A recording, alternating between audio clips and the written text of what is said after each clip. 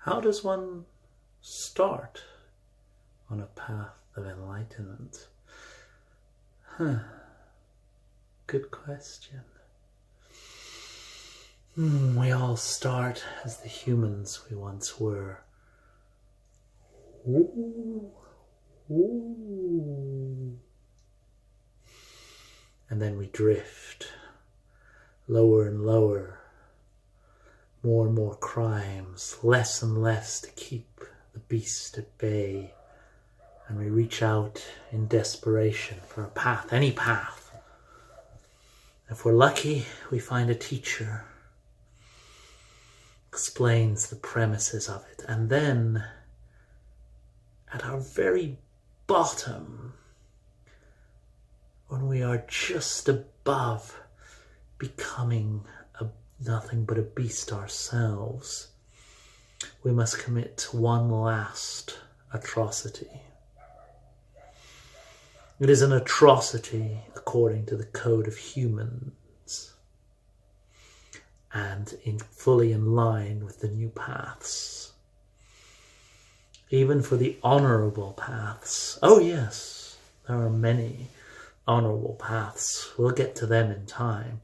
But even for the honorable paths, you must do something that is atrocious for a human. What could be atrocious for a human and honorable at the same time?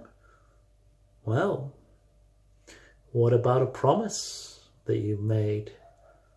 A promise that you've made that you must kill all those who were involved in the death of your sister or something like that.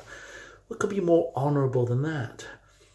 And then you find that a family of 300 were involved. Do you kill them all? Or maybe it's a promise that you have to make.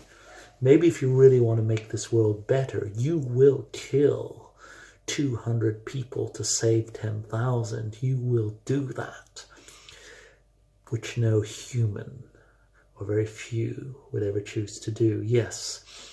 So you must make yourself vulnerable to complete takeover by the beast and strip the last of your humanity in a deliberate attempt to step forward onto a path that you can just feel, maybe you hope it is there.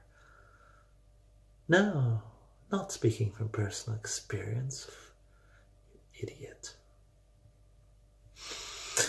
Anyway, I told you about evil paths.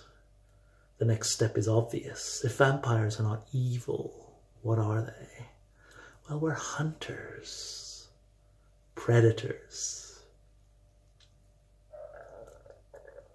Humanity's our prey.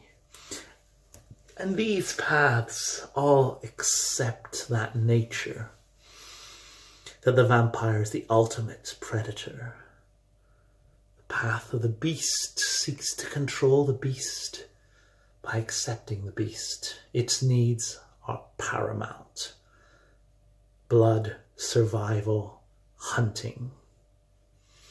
Loyalty is absolute, which causes me to suspect this path is not quite so close to the beast as it claims to be. It still needs some trappings of higher thought, humanity, loyalty, something to keep it there. Then, of course, what are the other things of the hunter? Mastering fear, tracking. There is no mercy in the animal kingdom. Well, there is, but they don't think that there is. So in this path of the hunter, there will be no mercy, and they will exist for the moment. As you can imagine, these beasts don't last very long. Well, your imagination is wrong, because a lot of them have endured a surprising amount of centuries out in the wilds. Why don't you go to a holiday somewhere nice and rural and write me a postcard from there. And don't listen too closely to the howls of the night. There are variants on this path. They're the path of harmony, for example. That emphasizes that good and evil are just concepts. Of course they're concepts. Calling them that doesn't bring you anything. But the followers of this path feels that this is some deep wisdom. And they are more flexible. They embrace change.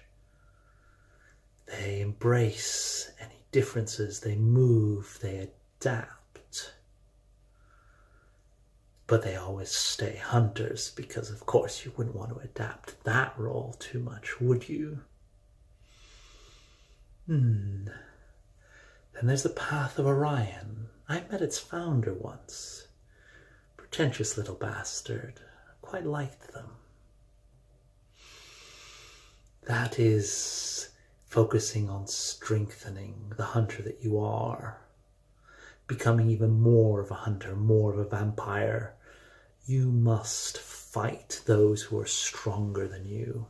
You must fight elders. You must fight lupines. You must fight those lost vampires on the path of humanity, and especially those seeking Golconda. Oh, you want to know what Golconda is? I'll explain that at some later date. But anyway, that is enough about the paths of the hunter.